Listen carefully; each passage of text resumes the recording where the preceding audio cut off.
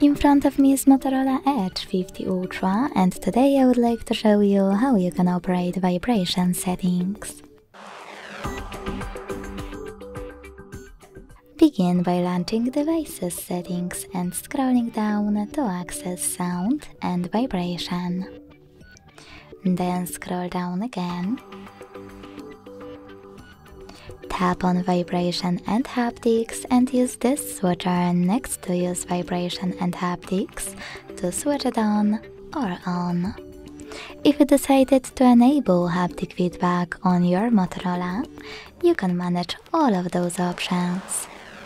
By tapping on this switcher next to Vibrate First, then Ring gradually, you can enable or disable haptic feedback with increasing volume of ringtone.